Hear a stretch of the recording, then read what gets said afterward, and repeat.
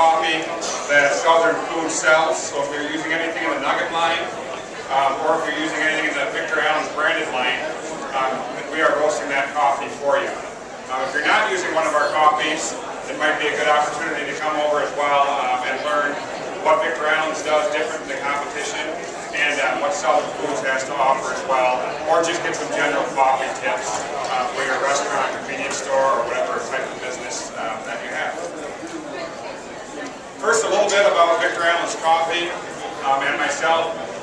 If you can't tell from my terrible Wisconsin accent, that's where we roast all the coffee. It's all roasted up in Wisconsin and then shipped down here for Southern. We were founded in Madison, Wisconsin in 1979.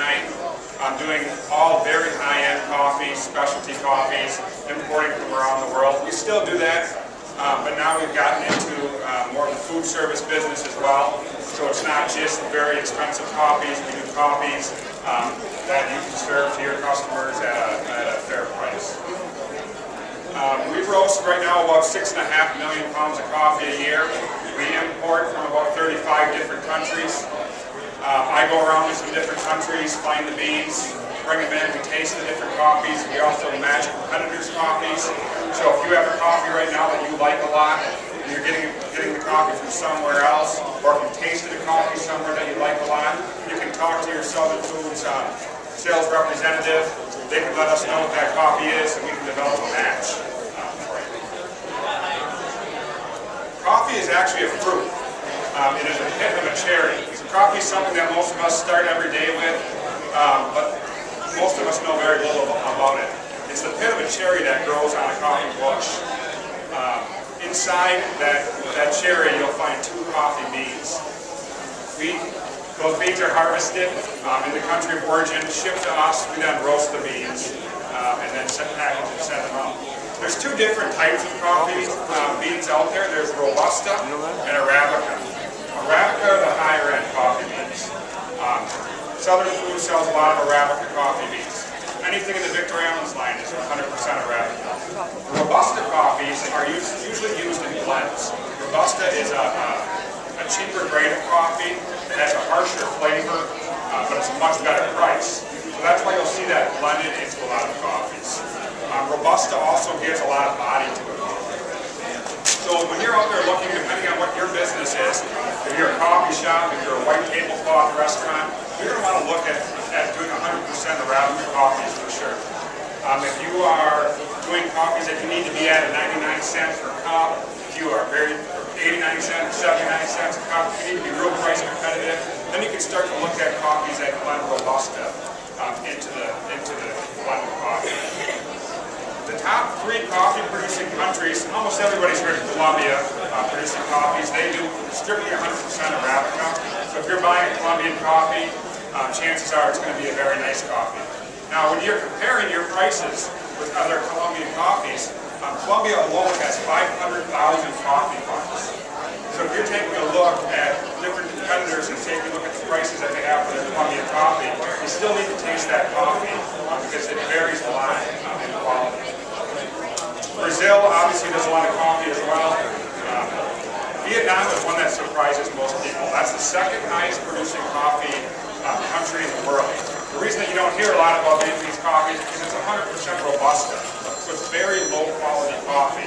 So most people aren't bragging that I serve 100% Vietnamese coffee because it's such a low grade of coffee. So that's one of those coffees that we use as a filler. So it might be blended in with some Colombian or blended in with a different country. Now everybody that I talk to pretty much thinks that they serve good coffee. I don't go on many sales calls or meet with any customers that say, yeah, I've been using this coffee for 20 years and it tastes horrible.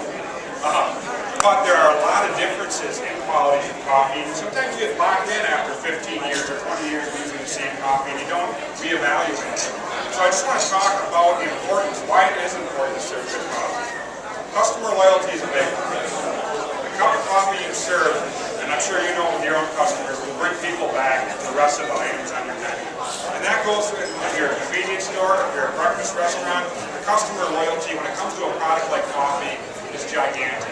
People don't often come back, for the type of lettuce maybe I don't want to offend any of their vendors.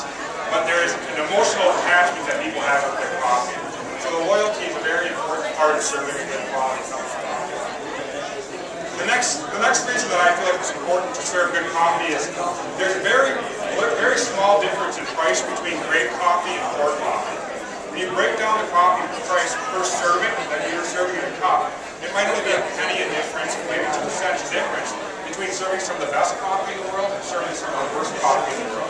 When you break down your margins on coffee, sometimes we get too caught up in price per pound or price per case. When you look at the margins that you have on your coffee, you can charge an extra 2 or 3 cents and go from selling coffee that doesn't taste good to selling really some of the best coffee in the world. About $1 per pound difference ends up being a penny per cup. So sometimes you can't be afraid to charge maybe an extra few cents a cup and serve the best cup of coffee in town. Another important thing to look at is the evolving customer expectations. We all see the big giant Starbucks out there. We all see these different coffee companies that are coming around. And customers' expectations are getting different, especially with younger clientele. They're expecting a better, bolder cup of coffee. So it's always a challenge to find that cup of coffee that keeps the regular customers in there happy, but also the newer clientele that's coming in. So we can do that a few different ways, but it's important that you recognize that there are new customers that are expecting stronger, bolder coffees. Now, once you get that good coffee in your restaurant, it doesn't matter how good the coffee is if you're not brewing and serving the coffee the proper way. So we're going to go over a few tips about the brewing and the serving of your coffee.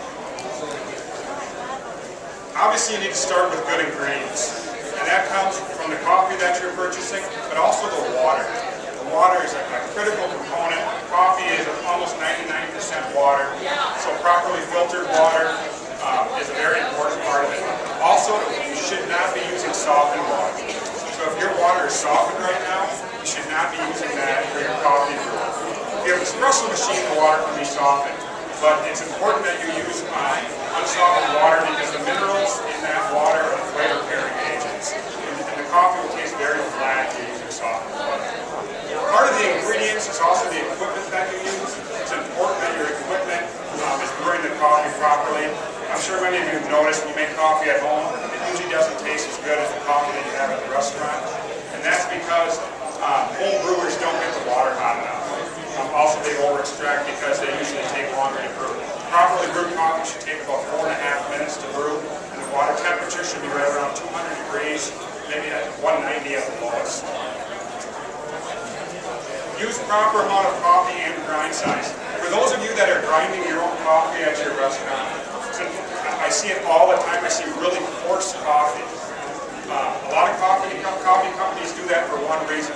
It's because you have to use more of it to get the flavor. Do not allow your coffee provider to send out big chunks of coffee. It should be ground.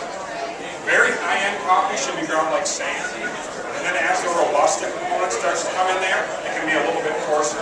But if it's too coarse, all you're doing is using more coffee and you're wasting it. Then the amount of coffee is very important as well. Most people use glass pots at their restaurants to brew their coffee.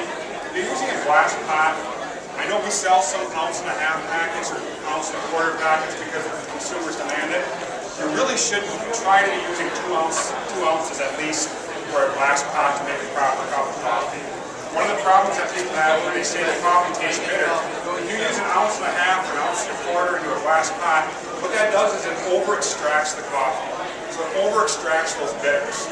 So you should actually, if your coffee tastes a little bitter, if it's a good quality coffee, you should actually be able to use a little bit more. Because, like I said, it takes that, it's just like an orange or orange juice. So if you squeeze an orange, you get the proper orange juice out and it tastes good. If you keep squeezing and squeezing, you'll start to get the bitters out of that orange. Coffee is the exact same way. You can only get so much good flavor out of the coffee. And if you use too little, you'll over-extract.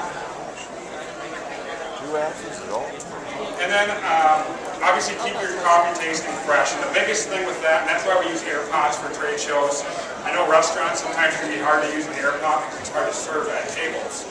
But if you have a glass pot and you allow it to sit on a burner all day, the coffee starts to break down after about 15 to 20 minutes. So it's very important to be serving fresh coffee. You can do that by dumping cold coffee, which most people hate to do, or by using thermal carafes. And a thermal carafe